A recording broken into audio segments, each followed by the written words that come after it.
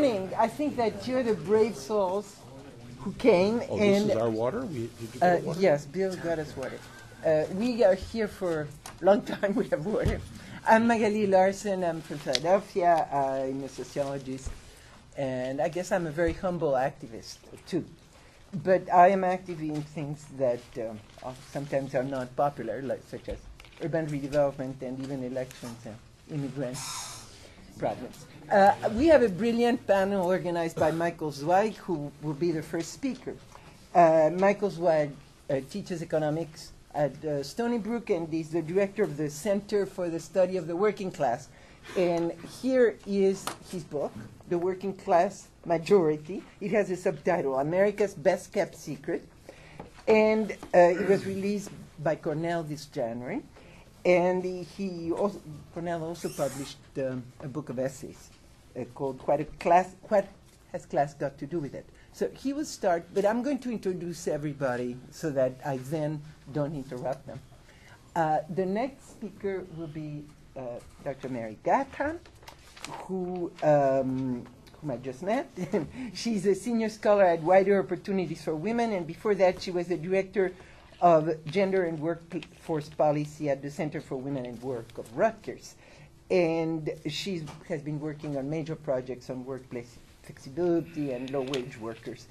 And after that, we will hear Bill Fletcher, Jr., who is a longtime activist in issues of labor and racial justice internationally and nationally.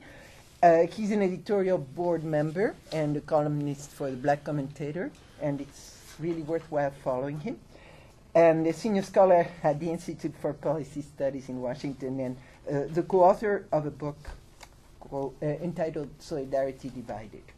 And finally, Bill Tabb, who has taught economics at Queens and at the CUNY Graduate Center, and is on the board of the Left Forum. But you don't accept complaints, right? I do. Oh, he will maybe after the session. And he has taught at the graduate level many other things in economics as well, political science and sociology. And he has too many books for me to name them. But the last one is called The Amoral Elephant. And no, I don't... The last one is The Transformation of Capitalism in Our Time, Columbia University Press, which came out a month ago, but makes very good Christmas presents. So. Yeah, I must say that I did not have a bio for Bill Tabb, so I went and looked for it in Monthly Review, and they don't know about your last book, but they were very much publicizing the one before last, that is called The Immoral Elephant, and it's not about the Republican Party, it's about globalization and the struggle for social justice in the 21st century. So we shall first hear Mike Zweig, and you can welcome them all now. We are going to be brief, 15 minutes, and okay. Well, good morning, everybody. Thank you for being here. Good morning. So this is a discussion of class.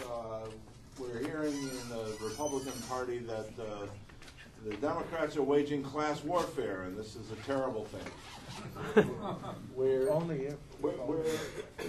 in the thrall of the Occupy movement that brings out this 1% and 99% that has so captured the imagination of the American people, and it's really everywhere. But 1% and 99% it's a metaphor, and metaphors can be a little tricky. So I think that what I want to do and what the idea of this panel was to try to get underneath that metaphor and look at specifically what are we talking about with this 1% and 99% if we understand it in terms of class and the complications that come with a class understanding. So shamelessly, I do hold up this new edition of the Working Class Majority, which goes much more deeply into this than I can do here. So let me just start out and say that if we just leave it at income, like the 1%, that means about $500,000 a year in annual income for a household. In New York City, that's a doctor and a lawyer or a senior editor and a very well-paid sanitation worker with a lot of overtime, you can get to $500,000 without a whole lot of trouble in New York, and those people are not the enemy. So if we just leave it at income, I think we're making a big mistake. In general, if you look at class in terms of upper, middle, and lower, the working class disappears, the capitalist class disappears, and the whole dynamic that underlies our society disappears with that formulation, which is, of course, part of the point of having that formulation so broadly proposed. So I'm sure it won't be a surprise to people here that it's an important focal point to begin a discussion of class in terms of power. That when we talk about class, we're talking about power. We're talking about power because class is not a set of boxes that people fit into. Class is a relationship. So when you're in a relationship, right away, that means that it's a relationship of power and subordination. So when we talk about class, that's what what I want to encourage us to do. So then the principal classes that we have, of course, were the working class and the capitalist class. Understood in terms of power, we don't have a metric that you can look up in the Bureau of Labor Statistics. How much power does somebody have? We do know income, but we also know something else. We know people's occupation. So it's possible to look at something like 550 or 600 different occupational classifications and find out how many people are in each one of them, and then allocate those people across class lines to try to get some idea of who are people who are in the working class with rather little authority and power in their jobs, and that can be industrial workers, factory workers, it can be construction workers, but also, of course, service workers, people who sit in call centers with headphones on all day long, people who are bank tellers, people who are fixing the ATM machines, people who are cashiers, all that. You add them all up and you have 63% of the labor force in the United States is the working class. This is not a middle class society. 63% are in the working class, which is why this book is called The Working Class Majority, because that's really who is the core and the center of the American political and economic scene. And I think we really have to hold on to that when we start thinking about the relationship between class and democracy and political democracy, the relationship between politics and economics. This becomes an important point to try to hold on to. So if the working class is this group of people who are rather on the powerless side, then of course the people who have rather more power over them, and that's the capitalist class. And I would say that in a technical way, anybody who employs anybody, anybody who owns a business, anybody who has capital in that sense is a capitalist. But I don't think it helps to say that a small business owner who's got a little bodega or who's got a shop or who's delivering fuel oil in a small town and has a truck or two and a cousin who's driving a truck and his wife is keeping the books, that that's a capitalist. Although technically, that is a capitalist. So those people I want to put into the middle class. So I want to say a little word here about what do I mean by this middle class. Well, what is the middle class in the middle of? It's not exactly in the middle of an income distribution, although in general it is, but that's not a very good measure. It's in the middle of a power grid of labor and capital.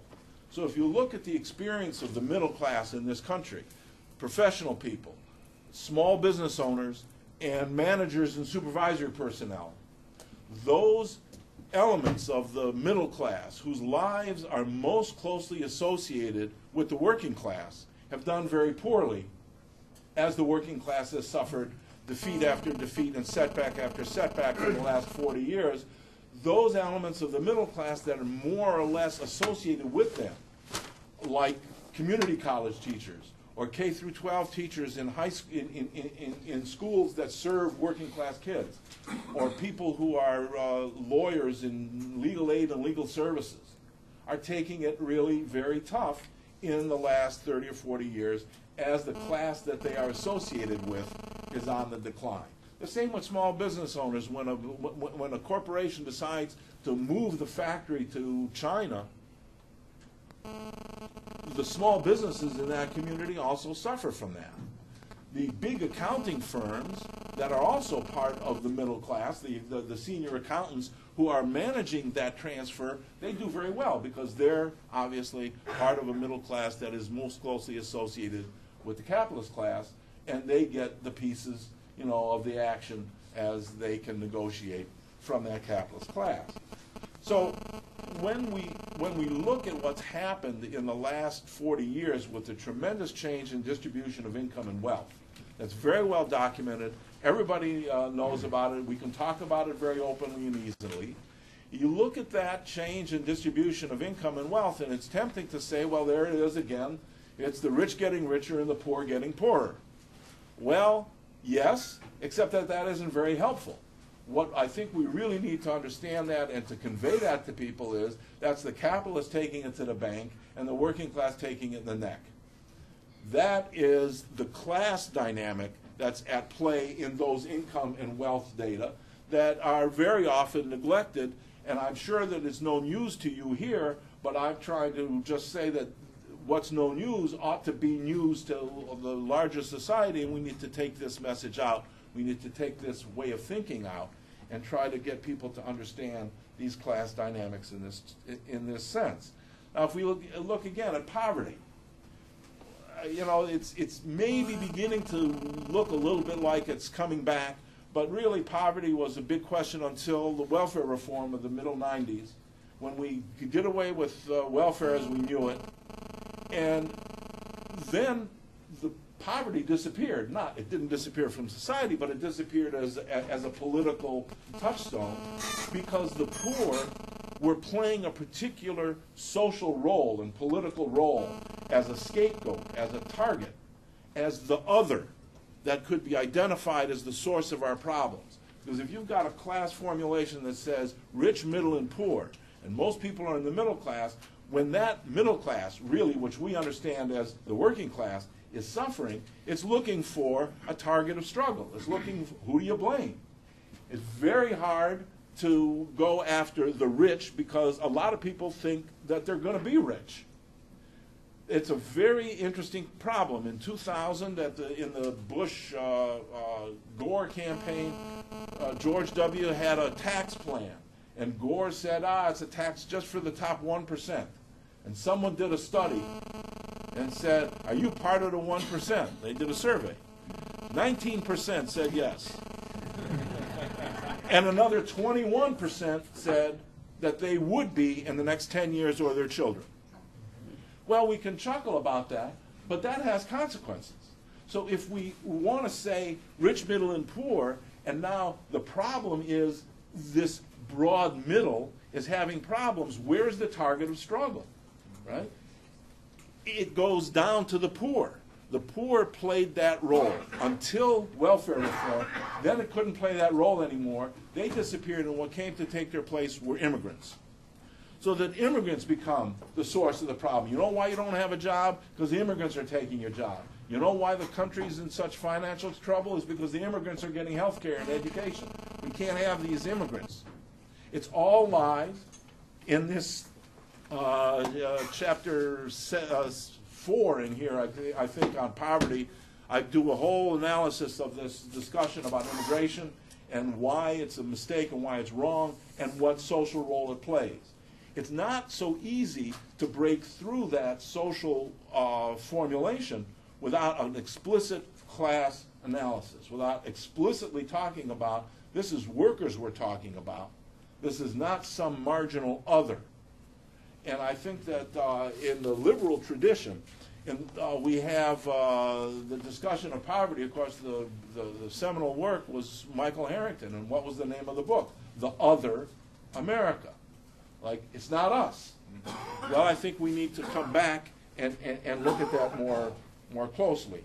Now, when we talk about class, it's very important, I think, also to understand, and this especially for Marxists, who like to think about class only in economic terms, that there is a race and gender crosscut to class and to the class experience. There is no single experience of the working class without understanding its valences if you are black, if you're Hispanic, if you're a man, a woman, gay or straight. Those things are very important crosscuts to understanding class, which is why we have the panel structured the way that we have it here. So I'm not going to go into those things except just to mark it and to point out that because class is cross-cut by race and gender, so race and gender are cross-cut by class.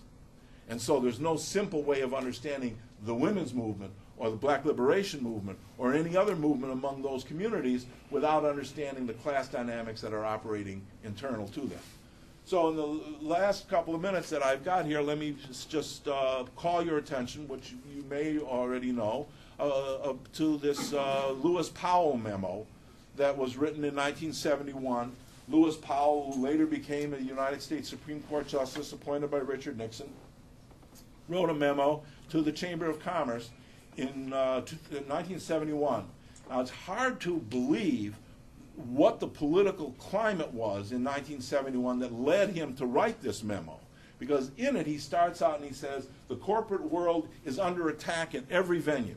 In the universities, in the courts, in the streets, in the pulpits, in every part of America, corporate world is under attack. And we have to respond to that, he says, not by our industry groups or by our particular companies, which are also under attack. We have to respond to the system, and we have to defend that system. And we have to develop a strategic program that over the next decades is going to reverse this trend that we are now suffering under, he said. And we have to have a broad strategic conception that goes to the development of think tanks, to getting universities behind a corporate agenda, to putting money up to do these things, to get into the courts, to change the way that the legal system works, to change the electoral map, all of those elements. And he laid it all out, and you know, for the last 40 years, that's what they've been doing. And as Jeffrey Clement, who wrote this book, Corporations Are Not People, points out, this Citizens United decision was like the end zone victory dance of this long campaign marching down the field. It didn't come out of nowhere. Now, what's so interesting and important for us is that the working class and the labor movement has nothing to match that, or nothing to match that in the way of conception or thinking or agenda. And without that, we're just on the way down further and further and further. There is no way to organize our way out of this thing shop by shop. There is no way to organize our way out of this thing community by community or constituency by constituency. This is a systemic problem that we're facing. And at the center of that, of course, is a class analysis inflected also by race, gender, and the other things that we need to know.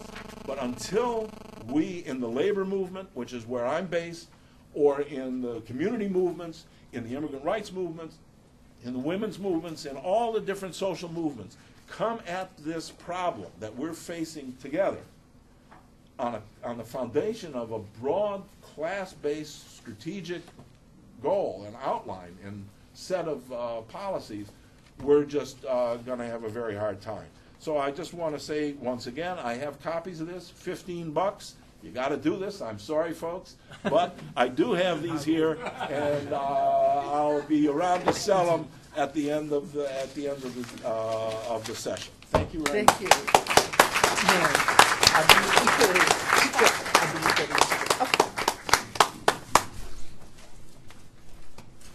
for those who arrived late, this is Dr. Mary Gatta. Hi, thank you.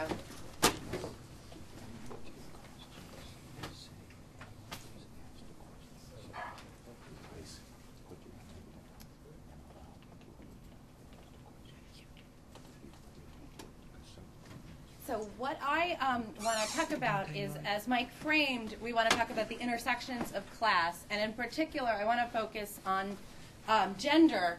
And in doing this, I want to share some of the research that I have been doing around women who have been navigating through the unemployment and one-stop career centers in the recession and the recovery.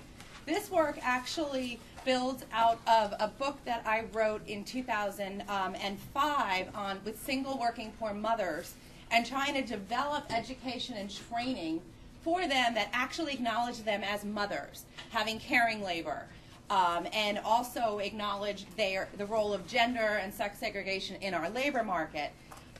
This research that I want to talk about today looks at the lived experiences of women in the public workforce system, as they navigate the one-stops, the unemployment offices, the welfare offices, and in particular, this is a work in progress. I've collected, for the past 2 years, been collecting data, and I do have a book contract on this, which I need to get a manuscript into Stanford Press by the fall. So I'm really interested also in feedback here. But the way I am thinking about the approach for people who are aware of our employment and training system in the U.S., like welfare reform, it has been devolved down at the state level. And when one becomes unemployed, they go to what are called one-stop centers or one-stop career centers, where they're given this access and supposed training and education. And in particular, the clients of the system, and in particular looking at the women, interact with the frontline workers who are also predominantly female and really just a step away from the clients that they're serving. So as I've been thinking about this, and as we construct gender and class here, it really is how it's occurring in this location is really a co-production of those clients and the frontline workers who actually provide them all the access to whatever income supports they may get, training they may get. And then obviously I take a gendered approach, and I just like this quote. It's an older quote from Dorothy Smith that says, in order to kind of address what are our policy goals and how policy is occurring at the ground level, we need to obviously take women's standpoints into account. And this quote is just, our culture does not arise spontaneously. It's manufactured. The ideological apparatus are part of the larger relations of the ruling class. And since the positions of power are almost exclusively held by men, men's perspectives, needs, and interests and experiences are represented as general and natural. And what we see as women begin to navigate the one-stops in the workforce system is sort of how gender and class and race intertwine. And this approach obviously has been for many years applied to welfare policy, the gendered and racialized ideological underpinnings of the welfare program.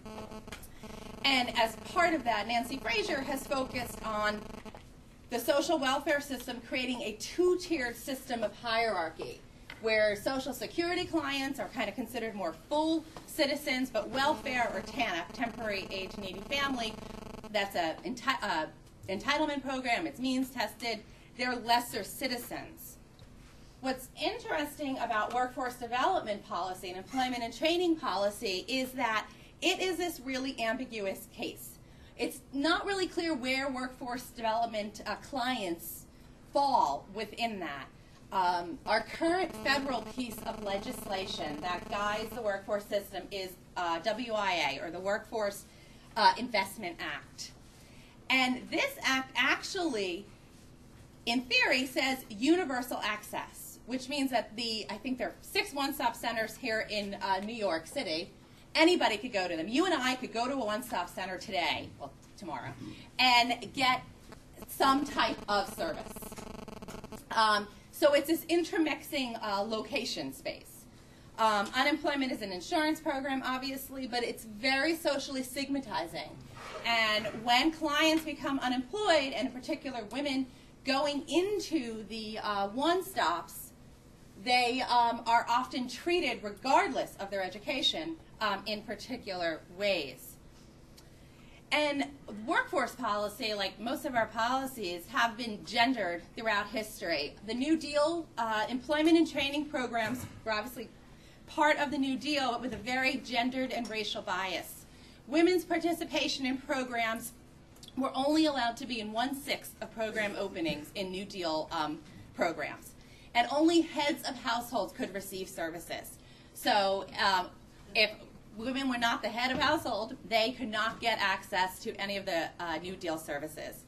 The New Deal was integral in reproducing or continuing to maintain sex segregation, and actually lower wage scales were set for women as part of New Deal programs. And the reason, why the pay gap was legislated, according to the Work Progress Administration, was a desire to put some brakes upon women's eagerness to be the family breadwinner, wage recipient, and controller of the family pocketbook, and a desire to protect the WPA program against possible criticism from employing too many women. As we move beyond the New Deal, the GI Bill was very important on getting veterans into college, and it kept a lot of men out of poverty. Manpower and CETA, the Comprehensive Employment and Training Act, which were sort of the beginnings of employment and training programs. What we continued to see in those programs was a decrease in services toward employment and training to where we are today, based the Workforce Investment Act, which is modeled right on welfare reform, which is it's way more important to get somebody into any job, doesn't matter what that job is, what it pays, if there's advancement, rather than providing access to education and skills training that could help move people into economic security. So our workforce development policy is very much in line with our welfare policy of being very work first, which I mean, I can't go into a whole discussion on welfare reform, but as we know, the underpinnings of that are very gendered and racialized as to why we have moved into just get anybody a job anywhere and create a low-wage work. So I mentioned the Workforce Investment Act. We also don't know a lot about how women are faring through this policy because it's not necessarily mandated that we have to collect data on gender or other variables. And since we don't know, Wider Opportunities for Women, where I worked almost 10 years ago, did some outreach to workforce investment boards to kind of get a sense of what was going on with women. And 35% of them just didn't collect any demographic data, so they couldn't tell you what was going on. 58% of them did not know if women were placed in non-traditional jobs for women, which are jobs that would be 25% female or less, where women do have more access to higher wages and economic security. 73% did not collect data on how what are called displaced homemakers. And displaced homemakers are women who have been out of the workforce and find themselves back in the workforce because of divorce or widowhood, do not know how those women are served. And half of the workforce investment boards don't even include representation from women's organizations to begin with. So a whole gendered analysis is not even at the table. What little data is available in terms of exiting, and this exiting is in the early 2000s, is that women earn about $1,000 less per quarter than comparable men, which isn't completely surprising, and that 60% of the service providers reported that service delivery for women in economic transition was poor to fair.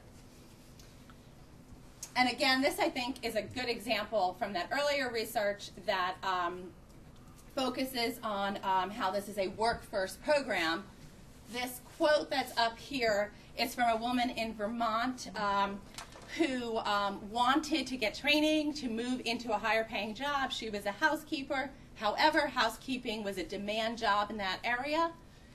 So she did not qualify for education or training because she could be employed as a housekeeper regardless of the fact that this job would keep her in poverty because the wages, lack of benefits. So in terms of the way I conducted my research, I did focus groups and interviews with women throughout New Jersey who were receiving workforce services, but I also did ethnographic work where I posed as a client, and I posed as different types of clients, and went through the system myself. I posed as a waitress who was looking for work. I posed as an adjunct community college teacher who was laid off, and to see how I was treated. And I'm going to share in the last 5 minutes some of my findings. And what I found, first of all, is when you become unemployed, one of the first things you'll get is a letter that you have to go to a re-employment seminar. And that seminar is set up classroom style, just like here. The seminars actually started 10 minutes late, and when I asked the instructor why it started 10 minutes late, She said, because unemployed people are late, so the unemployed employment office makes us start late. At every session you go to, you fill out forms, and the forms are not necessarily what is your education, what are your past jobs. It's questions like, do you receive general assistance? Are you a veteran? And that is because if you mark you're a veteran, you then are taken out of the workforce system and moved to veteran services. So it becomes a referral service. Over and over, and I did this during the recession, the counselors that that talked to us said, don't look for your ideal job, expect to take a pay cut. Now, if you're a minimum wage worker, how much lower are you going to go? Overwhelmingly, these are quotes from two women who talk about just how lost they are in the system. I mean, we walk in, you go to these classes, and you're lost. This one woman says, I was lost, and I went in and I told you, meaning the counselor, I was lost. Just think about it. I go into a room and I tell you I'm lost. I have these two little children that are looking at me. Help me.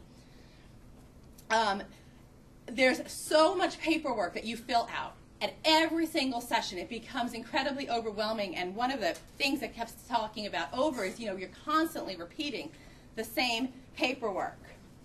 The interaction between the client and the counselor, so if you get past sort of the basic services, you may get assigned to a counselor where you would meet one-on-one with. It is not a guarantee. It's actually a form of intensive services, and you have to show multiple barriers to employment in order to get to that point.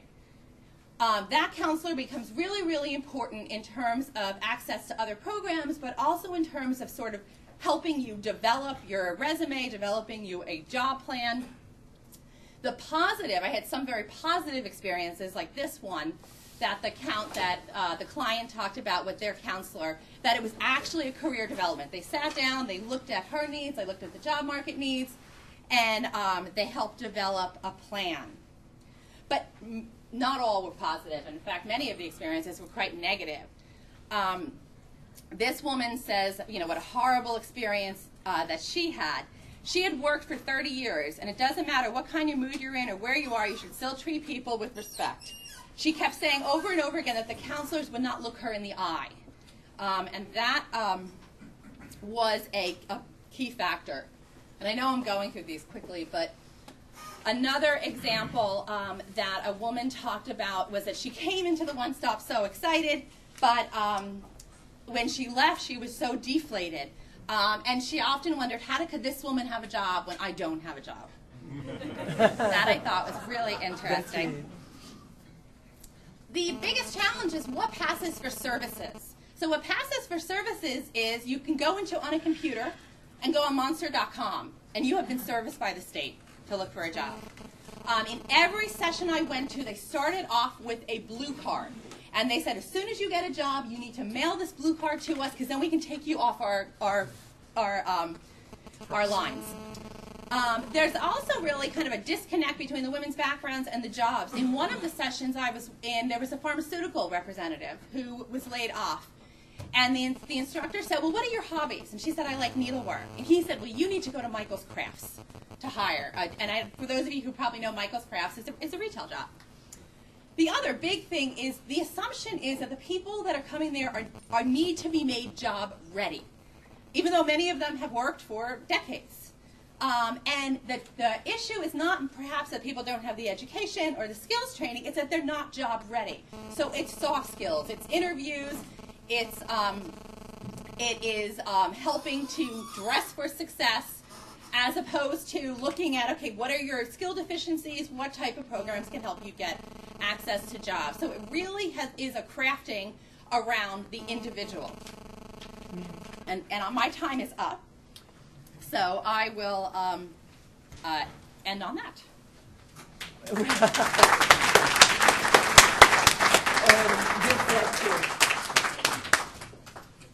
get 'em.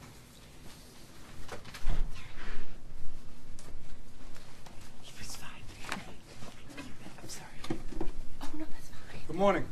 Good morning. So I have a very, very embarrassing confession. Now another one. Yes, I have the wrong presentation. Now, by that I do not mean that I brought along one and I left the other one at home. it really is related to that whole notion of assumptions and the danger of assumptions. You see, when Mike and I talked about race and class in 2012, 2012 is for me neither a year nor a number. It's an election year. So the way that I thought about this presentation was not about race and class in this year that happens to be 2012, but race and class in the context of the 2012 elections. So I'm going to just begin there, and I'm apologizing. And I was almost ready to say, well, let me just take a pass, because I don't want to derail this discussion. But I'm too vain to do that. So, okay. So let's rock and roll.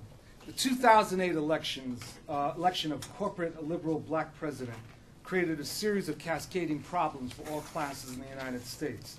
At one and the same time, he was to be the savior of his country in the middle of the worst economic crisis since the Depression.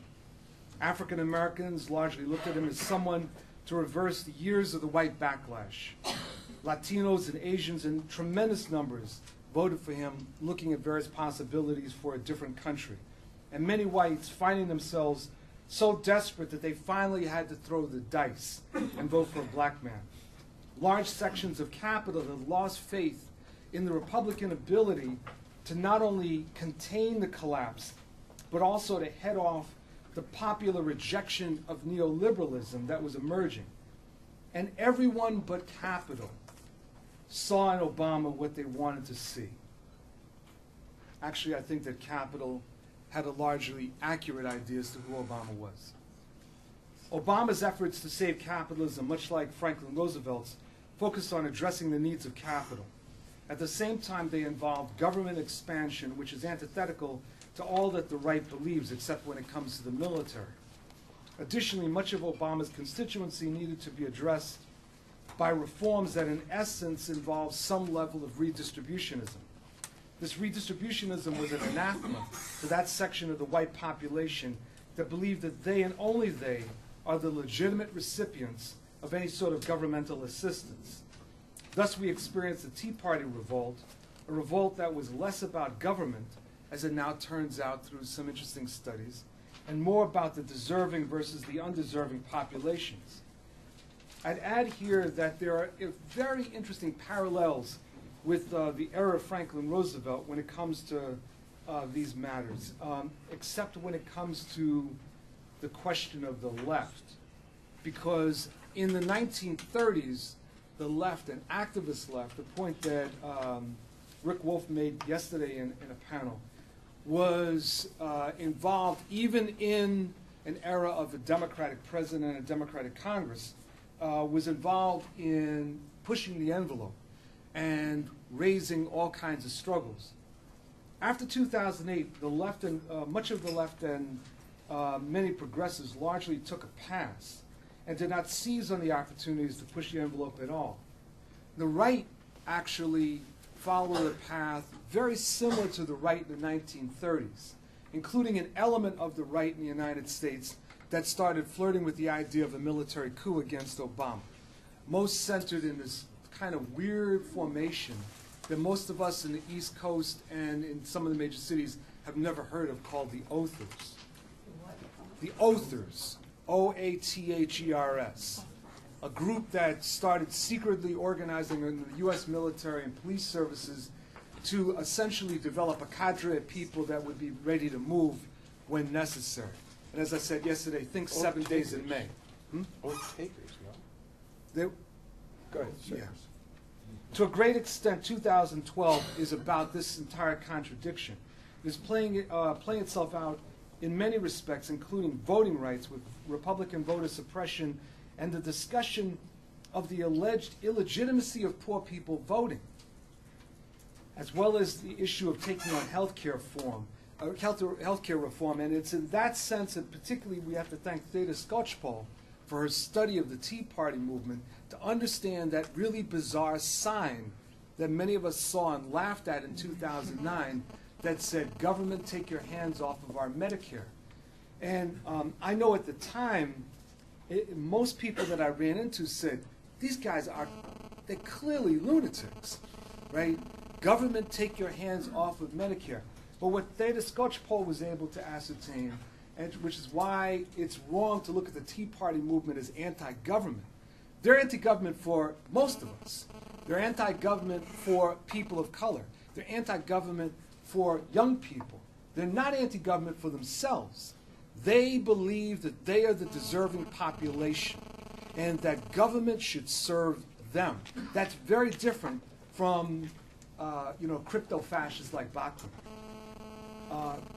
Now, the other piece here is that there are tremendous lessons from the defeat of Reconstruction and the era of the rise of Jim Crow. Because what's interesting in that era of the late 19th century was the combination of a rising set of labor movements, while at the same time the disenfranchisement of virtually most of the black electorate, certainly in the South, and huge segments of the white poor. And the disenfranchisement that these sectors have faced then really mirror much of what we're seeing in many states around the country now with what's called voter suppression. For us on the left, we have to understand that 2012 is truly about global apartheid, but it's playing itself out here in the United States. Now, don't get me wrong. I'm not saying that Obama is a champion of the dispossessed. But I am saying that the Republicans are lining up as Caligulaites with the intention of reinforcing the health, wealth, education, and employment divisions that have torn the society apart. It is here that right-wing populism enters the picture. Right-wing populism is a toxin among whites that appeals to the side of them that sees a society that they believed existed to serve them as collapsing. They're angry, and actually very angry. Many of them have not known what to make of a black president. Race and class attitudes intersect in some incredibly bizarre ways. On the one hand, recognizing that Obama as a corporate liberal brings forward, at least among white workers, an anti-elitist orientation, which one would say we on the left can build on, except you run into this old nagging problem of race and the fact that this guy happens to be black. And white workers have displayed this amazing characteristic of a willingness to defer and to kiss the ass of white wealth. But when they see it in blackface, racial and class resentments emerge. In 2012, we have also witnessed the rise of political misogynism on a level that is absolutely astounding when you think about the tremendous victories that have been won by the women's movement beginning in the 1950s on through the early 1980s. And this rise of political misogynism has turned the election cycle upside down. But we have to understand that it is the logical extension of right-wing populist mythology, which in order to explain the declining living standard of the average white working person, in fact the average working person, is completely obsessed with the collapse of the Leave It to Beaver family myth. And they blame it on women. The fact that there is overwhelming black support for Obama undermines the ability for any real head-to-head challenge to his candidacy and has made much of the discussion of such third-party challenges, frankly, silly. The core progressive constituency in the United States is and remains black America, and most of us are aware of this. That said, the absolute passivity in the face of this administration has been, simply put, unpardonable. And this has been the case since 2009. Very little pressure on this administration and on congressional Democrats, and a continuous willingness on their part to cave, and a willingness on our part to accept that caving and to throw up our hands in despair. Therefore, what can we do? A few things. One, briefly, Occupy was and remains right. We have to take it to the streets. But we also have to, and I want to borrow from something that Mike was raising in the beginning, we have to build on the slogan of the 1%, but never deceive ourselves that we're only up against the 1%. That 1% has a social base that is much, much bigger. And at the level of strategy, we can find ourselves completely blowing it if we only assume that it's us going head-to-head with the Koch brothers. A second is that we need to mobilize the unemployed and organize the precariat. A real task of organized labor, and the left really needs to be focused on this. And what's amazing for me coming out of organized labor is the resistance within organized labor, but not just organized labor. I see it in other social movements, a resistance to organizing the unemployed. Not servicing the unemployed, but organizing the unemployed as a real force. A third is local progressive electoral efforts up through the congressional level. And I think that we have to, challenge ourselves and ask, why do we continue to think that politics only exists every 4 years at the presidential level? I mentioned yesterday in another panel the right to the city. And I think I'm a bit obsessed on this question, that the issue for the left must be urban areas. That's what we have to target. And within this context, and particularly dealing with issues of race and class and gender, we've got to look towards the development of alternative economic development strategies that are advanced through a combination of mass action and electoral efforts. This must be key. This must be a new vision that we have for what the cities need to be looking like, and a way to resist the ethnic, racial, and class cleansings that we've seen in our major metropolitan areas and the creation of dead cities where redundant populations are relocated. And finally, we have to take on right-wing populism.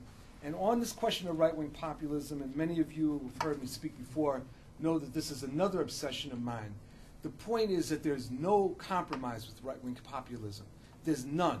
You cannot separate the populism from the right wing when you're dealing with right-wing populism any more than you can separate the lungs from a human being and expect that they will be able to continue to breathe.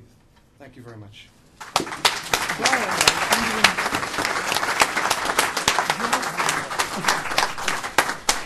Bill Tabb. I'm the bookend for Mike's talk at the beginning because I'm interested in class in a somewhat different but very tightly connected way. Labor historians have detailed how the structure of the workplace, the cultural aspects of community and spatial patterning impact class consciousness. From coal mining sort of the paradigmatic, you know, the bosses are on the hill and the workers are in the hollow, to ethnic neighborhoods in Pittsburgh where each of the ethnic groups is on a different hill and works in the steel mills, but the neighborhood taverns, union halls, churches, that socialization matters. It matters to the feeling of class consciousness, the organization. Capital has learned the virtues from its perspective of replacing a single River Rouge-like plant with a number of redundant, smaller facilities located as far from each other as they can get, hopefully workers speaking different languages, living in different countries under different political regimes, as a way of dividing the class globally. So it's not without interest that where labor can be tightly controlled, as in Foxconn's plant in Shenzhen, China, they can have hundreds of thousands of workers in the same plant as the Ford model once was in this country. They don't have to divide the working class because they have this tight political control over them. In other parts of the world, the organization becomes different. So long as the reserve army of potential workers is available, inhumane levels of exploitation continue on a global scale. Now, while in the 1960s, half century ago, was a period where American companies, while they did have international divisions and exported, they were basically U.S. companies. They're now, of course, transnational corporations. And if you look at the most valuable corporations, being an economist, of course, valuable means by stock market capitalization, the most valuable corporations in America are very different than the largest corporations in America today. And if you look at the working class, as I want us to do, class is a dynamic term. It is not a static term. The class is recomposed is constantly in flux, and if we don't understand that, we have difficulties understanding what is going on. The growth of the globally available labor force remains a major obstacle to the advancement of working class interests everywhere. I was going to coin a phrase about workers of the world getting together. I haven't quite got the wording down. And it is still, of course, a requirement. Understanding the evolution of the working class in the United States, of course, as well as elsewhere, means we have to look at what's happening. The United Auto Workers, once the most powerful union in America, has lost 80% of its members since 1980. New hires in auto are working at $13, $15 an hour on an assembly line, next to workers that are earning twice that under a two-tier contract. There's a group named BNA, it's a business and legal publisher. They estimate that 20% of U.S. workers in 2010, 20% of all workers, are covered by such two-tier wage and benefit provisions, and that will increase. The old accommodations, as Bill Vlasic writes of two-tier pay, what was once seen as a desperate move to prop up the struggling auto industry is now considered an integral part of its future. And so you have a totally different situation in what was once the most organized part of the working class. There are predictions that 40% of American workers will be self-employed, as it's called.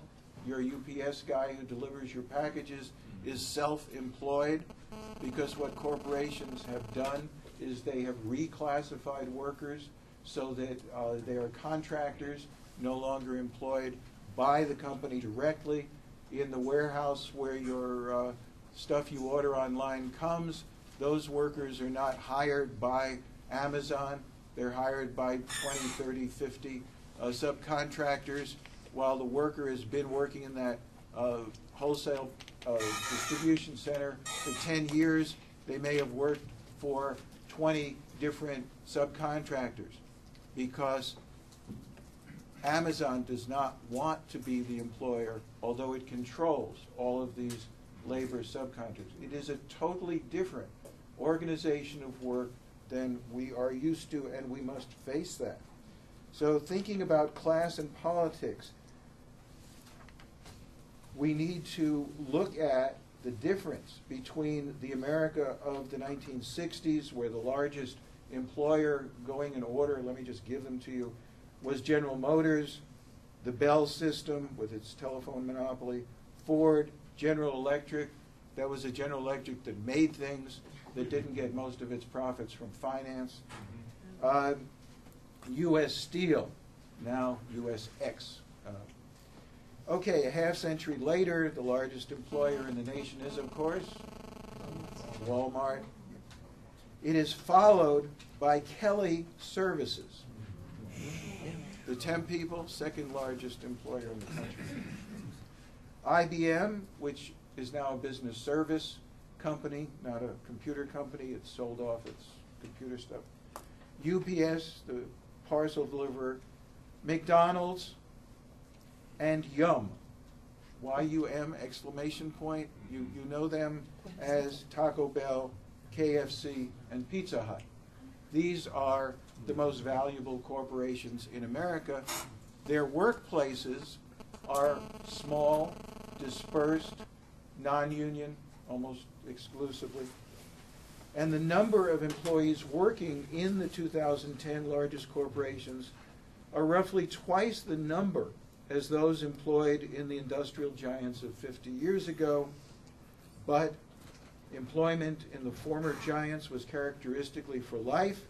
In today's low-wage, non-union megacorps, worker turnover is substantial, and many are on temporary contracts, although they can go on for quite a while, and are the greatest growth. If we look at where the working class is growing, what occupations, 7 of the 10 occupations that are expected to see the largest growth, according to the Department of Labor, are low-wage or very low-wage jobs. So we're looking at a future that looks nothing like the labor force, the working class occupational distribution of the post-war period. So we need to take that as our starting point. We're seeing what has always been true of the black working class as the most exploited, most oppressed, most discriminated against. We're seeing a growing white underclass of unemployed and low-wage workers, especially in rural areas where methamphetamine is the crack of choice, and communities destroyed, people living in abject poverty, in being ignored, so that it is a different kind of country.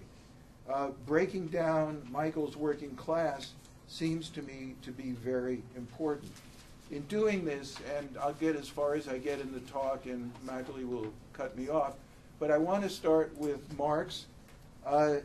Marx used class in many, many ways, and for the Marxists in the crowd who think they understand Marx's use of class, afterwards you can come and explain it to me.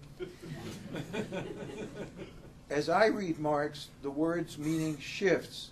It constantly shifts because the relations of the context in which Marx uses the term class constantly shift, and he does not give us warning. The books on Marx have it all nicely laid out. Marx didn't do that. The same group can be placed in different taxonomies depending on the question he's asking, the level of social reality he is exploring. As Bertel Ullman, who I think is one of the few people who gets this well, says, Marx conflates a number of social ties, relations between groups based on various standards, which are generally treated separately. He views them as interacting parts of an organic whole, the society in question. And it is in that use of class, the many ways, if you're looking at the society as a whole, you're asking different questions. You're looking at capitalism as a system. You're looking at the current conjecture. You're looking at different political contexts. You use class very differently. Most popularly, people talk about Marx's use of class as, slaves and masters, serfs and lords, workers and capitalists. But for our purposes here, we want to look at another major use of the term class that we find in Marx, that of class fractions, or, as the manifesto put it, the complicated arrangement of society into various orders, a manifold gradation of social rank. A manifold gradation of social rank. These ranks become anachronistic as societies evolve. Capitalism as a dynamic system, I'll just go till my time is up here. Oh, okay. I won't show you that. The consciousness of individuals and groups change, and if you look at probably the most important Marx's writing, if this is a question that interests you, is the 18th Brumaire of Louis Napoleon, where Marx produces the classic analysis of political struggle, which is of most interest to me here today and in this period, where he correlates the interests of class fractions and political movements contesting for power. It's an analysis in which contingency, personality, opportunism all figure. And in that canonical work, he delineates the groups opposing the Paris proletariat in 1848. They were the aristocracy of finance, the industrial bourgeoisie, the middle class, the petty bourgeoisie, the army, the lumpen proletariat organized as the mobile guard. This is right-wing populists, if you're in Fletcher's thinking about it. And the intellectual lights, the clergy, and the rural population. And then discussing their various roles, he builds a political understanding of the 1848 struggle and what the working class was against. For 30 years since Ronald Reagan became president, conservative politicians have done a just really good job, and I think that Michael's comments were very helpful in that background, a job of misdirecting working class anger towards people they call the liberal elite. The liberal elite has been a powerful enemy besides the other, the Kenyan, Muslim, Buddhist, whatever he is these days. Richard Nixon's Southern strategy takes place at a time of deindustrialization. It is not just playing on racism as some permanent reality in America, which it is, but in the context of deindustrialization of the industrial Midwest. The election this year will be decided in 13 states, 12 states probably. Half of them are in the industrial Midwest: Ohio, Indiana, Wisconsin, and 3 others going further out. And in those states, the working class will be tempted to vote against Obama because on globalization, the Democrats, wedded to international capital, were not about to do anything significant to protect the jobs of American industrial workers. So in Minnesota, Ohio, Pennsylvania, Wisconsin, Iowa, and Michigan, you're going to get some very interesting white working class votes and how they see this, where race is part of it. But the objective reality of the Democrats as the party of transnational capital will play a major part. So we want to look at the working class. We want to look at not just occupations and background, but the culture of areas if we want to look at this period. Now, I want to just say a few more things. That the gap between the concerns of the progressive movement and the corporate-run political system come down to where much of the white working class, how they understand what's going on globally, what's going on in their communities, and how they think of class. And it is for that reason that we want to look at not just the changes in consciousness that come from where and how people work, who they work with, but the larger global factors that are objectively shifting the reality of working class people. That it is not just the rise of China.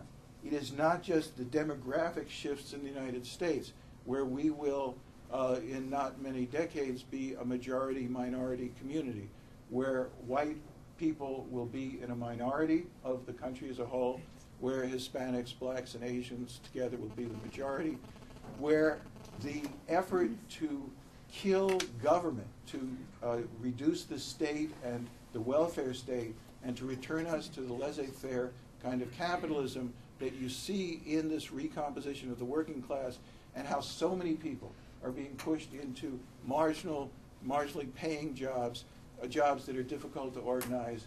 Now the taking on of public sector unions, because there are more public sector union members than private sector union members. And without understanding this in class terms, we cannot build a left. And that was the function of our session today. There's more to say. I'm going to end there. But hopefully there are a lot of people in this room who've given this stuff a great deal of thought, and I look forward to a great discussion with you all. Thank you.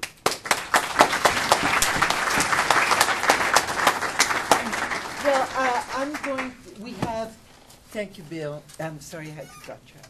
But we have half an hour for questions. And I would like to establish a rule, if you don't mind. The people who have not yet talked at this forum, for me, have precedence. So that means that those who have already talked, please give a chance to those who haven't. And I will take questions for, have you already talked at the forum? No? Good. Sir, you want to identify yourself also? My name is Feroz. I'm the editor of Panasonic News. I'd like to make an appeal. The appeal is that the nature of capital has changed, has transformed over the last, in particular, the last 30 years. That capital has become immensely financialized, internationalized, globalized, and the production of surplus value is carried out now on an extraordinarily large scale on an international basis. People talk about China. 68% of China's exports are produced by international corporations with bases in China. Now, we have to break with one of the most amazing things about Marx was his ability to capture the nature of capital in his time. Lenin took it one step further and understood the dynamics of imperialism, of the nature of finance capital in relation to imperialism in his time. But things have moved on since then. I think I have to cut you. We cannot talk about class. Please. We cannot make analyses about class without understanding the global nature of it. And I am frustrated immensely by the discourse on class and on class struggle in the United States, which is so myopic, still internally navel glazing, and failing to understand the international nature of its own ruling class. I will stop you. This is not a question unless you want to respond. So I will take another question. You in the blue shirt. Yes, you.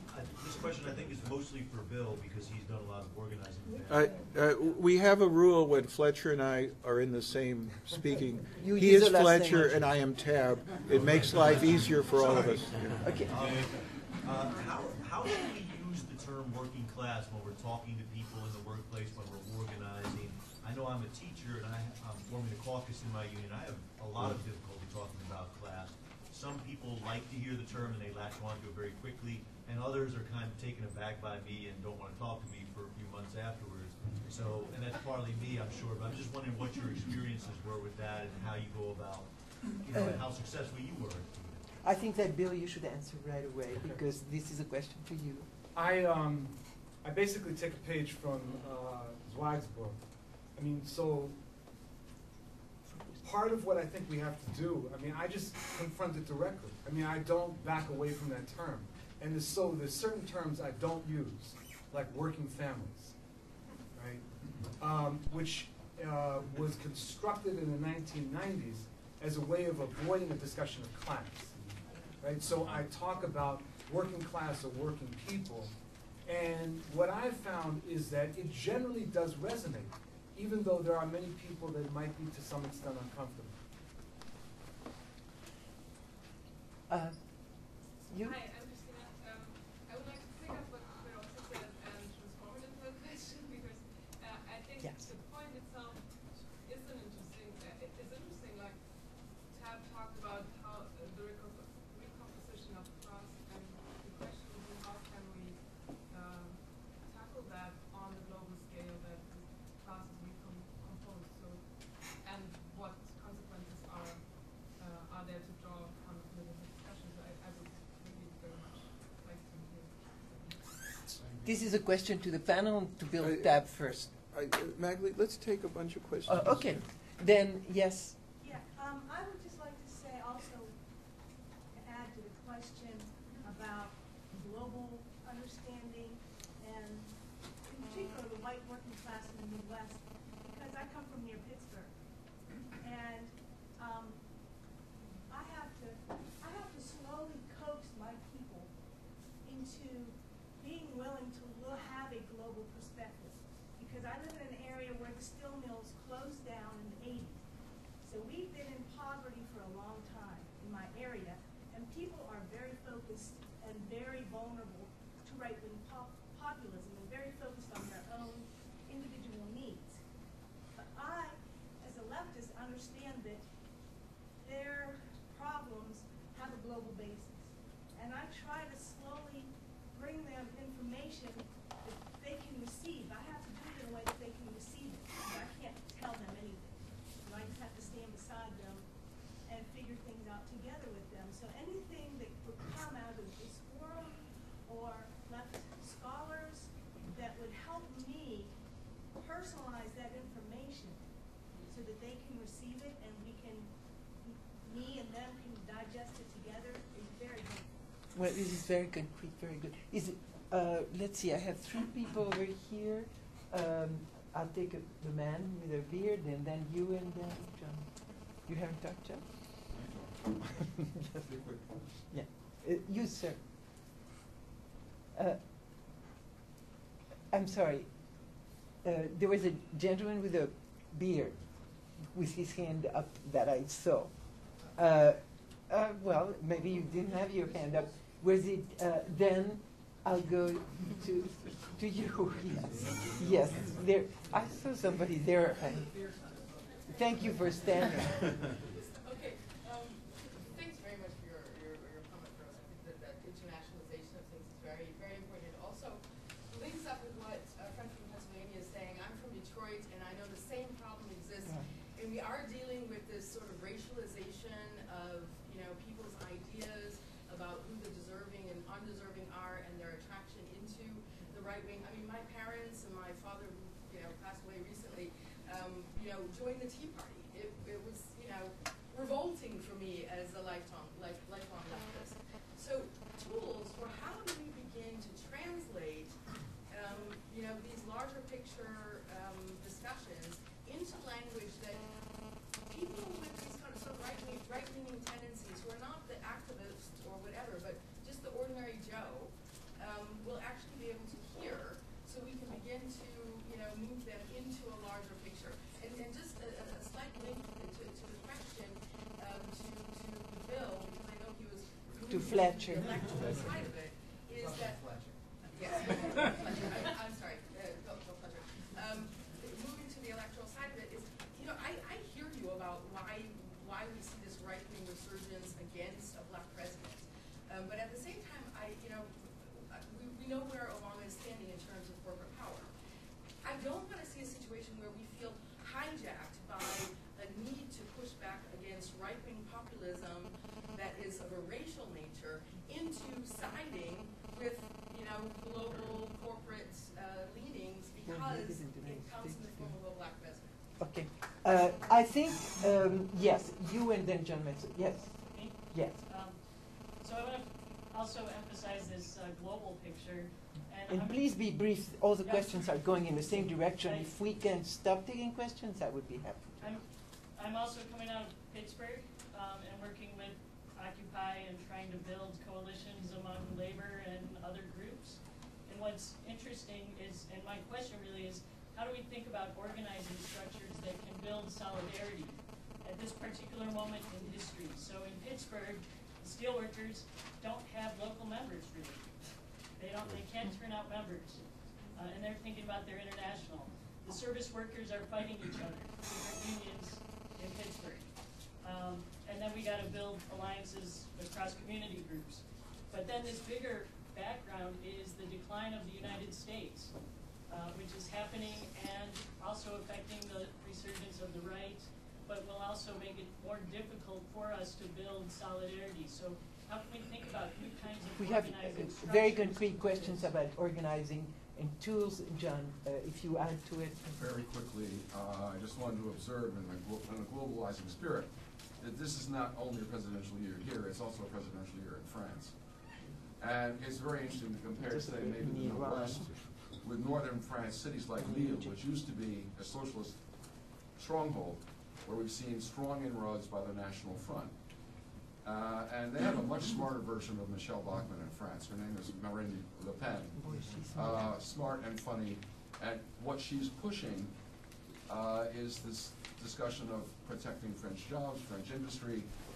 They're worried about halal meat, I think, is the latest issue. Yeah. But this phenomenon of right-wing populism with a racialized tinge is not unique to the United States. I think it's true in general of all the countries that are experiencing demographic anxiety and demographic decline. Thank you, John. I'm sorry. I think that we should stop at this point and talk about tools and organization. Let me turn it over. Mike and Mary? Well, I would say this. One thing that I think is an important point that I always start with in talking about this is that we in the United States tend to think that the domestic economy is here and globalization is over there. Globalization is in Indonesia. That's not quite right. It's one integrated accumulation system. It's one integrated structure of capital accumulation that draws together people from around the world into this one process. So I think when we come to, well, they're taking our jobs, or or the damn Chinese workers, or these people who are coming up from Guatemala on Long Island, I think that the way to address it is, again, to come back to who's in charge, who's running the show. It's not Chinese workers who are taking our jobs. It's American businesses that are going there to divide workers, to take advantage of conditions, and to destroy unions. We need to really talk about who's in charge, what kind of power has to be organized and mobilized in response to that. One last point, just to make the point, is that I work in the labor movement and develop U.S. labor against the war. We have developed this in opposition to the Iraq war, and what we did is we brought a lot of Iraqi workers, trade union leaders, to the United States, toured them around 3 times, took American workers to Iraq, and what was discovered in that process was that the same problems that the Iraqi workers are facing, if it has to do with being able to organize a union, having legal protections for unions, looking for unions in the labor movement as a part of the building of democratic society, fighting against privatization, the very same questions that the Iraqi workers were dealing with, we are dealing with. And that meant a possibility of building international solidarity with the Iraqi labor movement, not only around the war, but to have steelworker locals here raising money to help with the publication of oil worker newspapers in Iraq. That kind of stuff is possible to do when you begin to understand what the international dynamics are of of capital accumulation. Thank you. Mary? Well, I just wanted to add, with that, with the gender, if you think about gender and global, I think that becomes even more clear when we talk about the intersections of gender and race, when we think about caring labor and the people, home health care workers, domestic workers who come and are among the most marginalized of workers here and leave their own country, leaving their own caring of their own family to take care of families here, and how that becomes really localized with the domestic workers movements that are going on here in New York City and elsewhere. I mean, I think that becomes another locus of way of talking about this and thinking.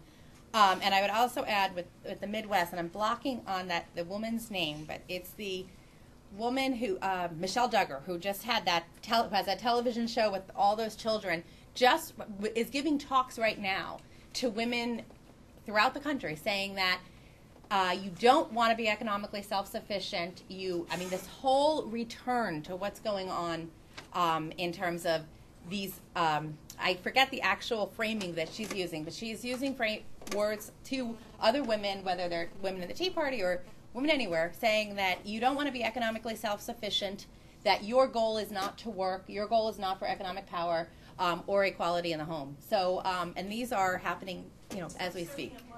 I'm sorry? The subservient life. Yes, and she has a whole website on this and everything. So it's really, really and powerful.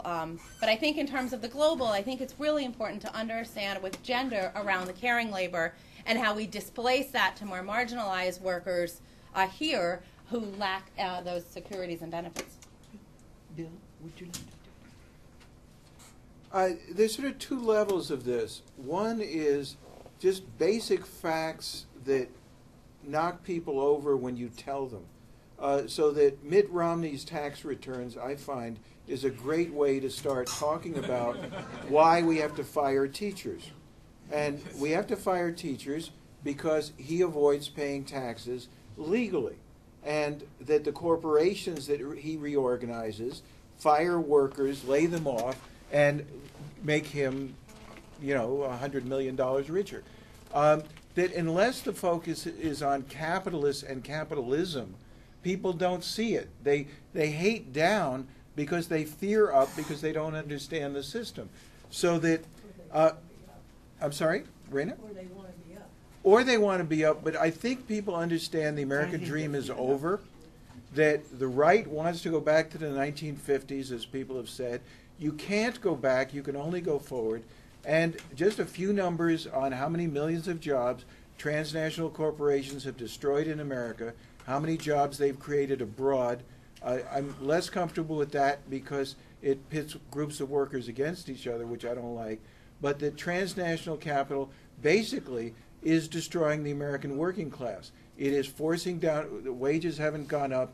The average compensation is what it is 30 years ago, more than 30 years ago, average wages in America, if you adjust for inflation. Wages have either gone down or haven't gone up. Meanwhile, the richest 1% under Clinton got 45% of all the increase in income. Under Bush, it was a little better. It was in the 70s. 2010, the last year we had it, somewhere in the 90s. Of all the income, of all 100%, went to the 1%. And again, not to the bottom of the 1%, but the 1/10 of 1%, the 100th of 1%, the 1,000th of 1% was the capitalist class. And unless we can make some progress in explaining class and the control of capitalism over our lives, we're not going to get very far. Now, in terms of explaining to people that I think you have to go with very concrete things like student debt. The fact that student debt is now greater than credit card debt. That young people will be, is feudalism. We don't live in capitalism, we live in feudalism, where debt penury, owing your soul to the company store is the future of young people who cannot get jobs that will allow them ever to pay off their debt. That the millions of people who've lost their homes have lost their homes because the banks have swindled them. It's really clear the banks have swindled them, and the government is forgiving the banks. The banks are basically bankrupt. That if you look at the 5 largest banks in America, if it weren't for the government ensuring what the way it works is banks who need money can't sell stock. Bank of America stock's about $5 a share now. These banks would not exist except for your generosity. It is the taxpayers of America that have allowed the banks to continue. That I think you have to paint a totally different picture of capitalism and of class in America, and then find concrete ways of making that clear to people. That's the best I can do. Bill Fletcher, I will give you. Thank you. So a few things. Let me start with this issue about Obama and the right. One of the arguments that I've had with much of the left is that we look at U.S. politics ideologically, not politically. So we therefore look at elections at the level of who has the flag that we want to salute, as opposed to asking ourselves the question, under who are the right conditions presented for us in terms of struggle. And I said this thing before about the rise of the Caligulaites. I think we need to be very clear about what is going on in the Republican Party. This is not the Republican Party of Nelson Rockefeller. Right? This is a different Republican Party that, under no conditions, has any intention of creating any turf for us to be operating. I mean, we should just be very clear about this, right? And not make the mistake of the KPD, German Communist Party in 1932, that raised the immortal slogan, after them. Us. Right? It didn't quite work out that way. And so I think that's one thing we've got to think about politically. This is not about whether we like Obama, right? It's not about whether Obama is a hero of the working class. It's under what situation, particularly given that we do not have a working class party that's even engaged in coalition politics with these folks, under what conditions can we best operate? And it's a very practical question. And it's very clear in listening to some of the circle of clowns that if they are to arise, the conditions will be absolutely miserable for us, worse than they currently are. The issue of right-wing populism and the fact that this global right-wing populism is very interesting because the rhetoric of right-wing populism is in direct contradiction to their willingness to align with the transnational capitalist class and to actually advance the conditions for the strengthening of the transnational capitalist class. And so in that sense, the right-wing populism, we have to understand it as building a system for increased repression, right? Building, and we should be careful about the use of the term fascism. You know, everything that we on the left don't like is fascist. But I mean, we have to understand that they are laying the conditions for increased repressive, a very authoritarian state that needs a social base. And right-wing populism exists in that. The extreme cases like Rwanda and the right-wing Tutsis, and then as well as the Le Pen forces or the Northern League in Italy, et cetera, et cetera.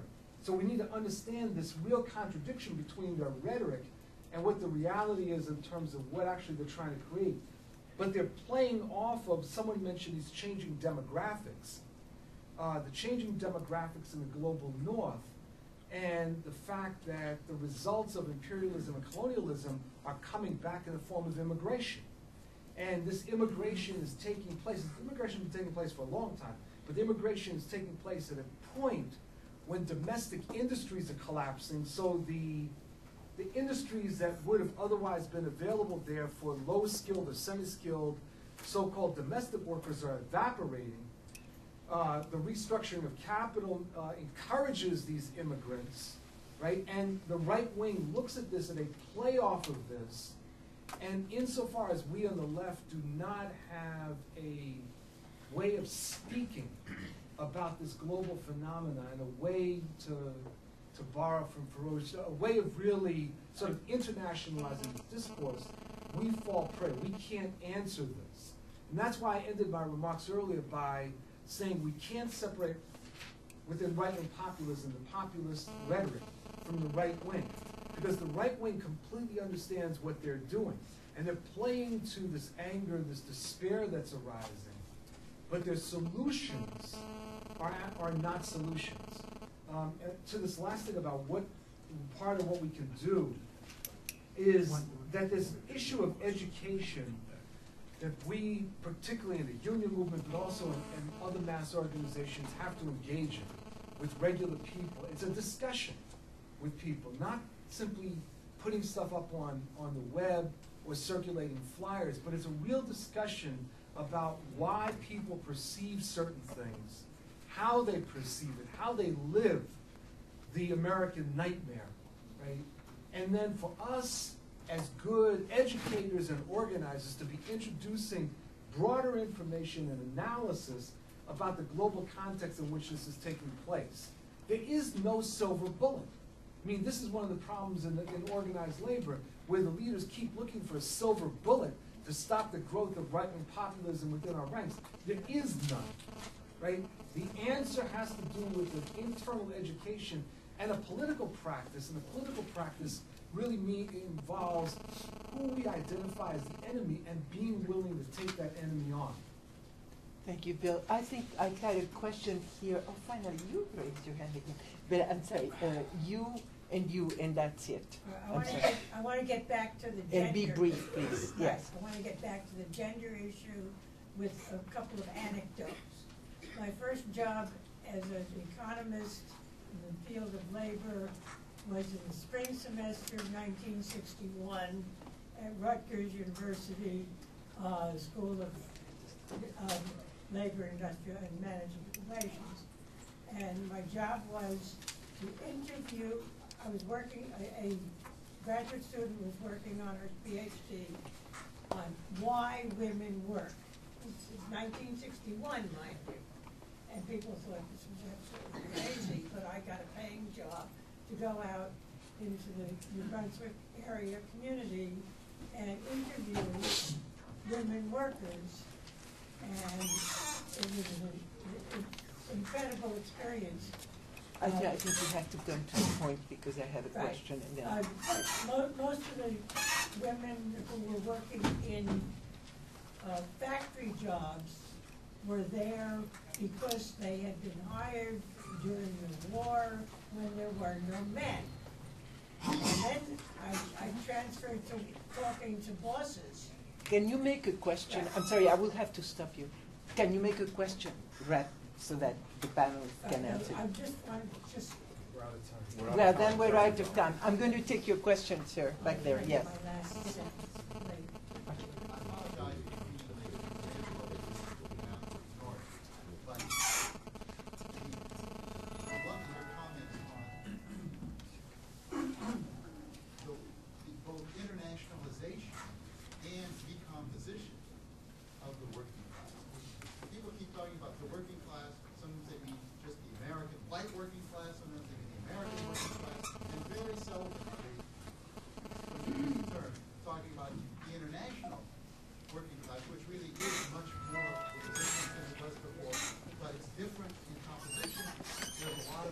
Magali, Question. our time's basically gone. We should respect the next session. Down, and there's a lot of people being pushed over into it from formerly more independent peasant existence, and now it's the majority of people of the world. Can you make it a question? Exactly. Okay. We have to just have 1 minute each to finish up here. Of that situation. I'm going to give 1 minute each to the speakers to finish because we have to leave the room. Yes. Prefer reverse order. In reverse order. Bill, go ahead. You have 1 minute. I have nothing to say. We have tried to get sessions to end 10 minutes before the hour so we can get to the next session. We have 20 minutes before the hour. We had 20 minutes. We have 20 minutes? Yeah. Great. So, don't say anything. Mary, go ahead. Right. Okay. That was it? 1 minute? Okay. To address this old lady because Okay, well, yeah, I will follow up with you, but I think, you know, especially in this election, women are going to be critical in understanding how we can craft dialogues around work and gendered and economic security, I think can be really helpful, and I'll follow up with you after.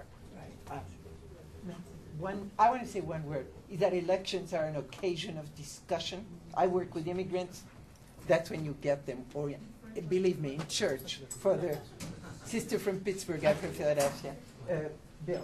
Fletcher, sorry. Jody, your question, it was the panel was focused on the domestic, largely on the domestic issues of race, gender, and class.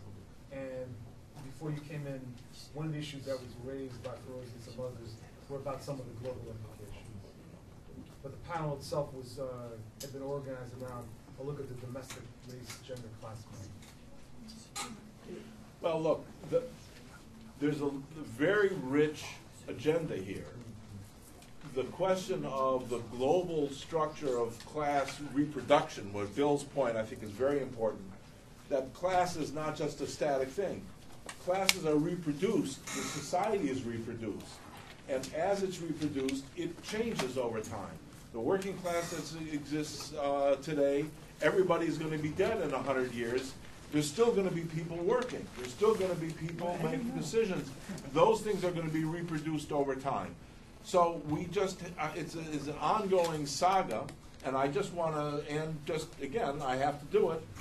I got this here, the new edition of this, $15. If you know it, somebody you know who doesn't know it should know it.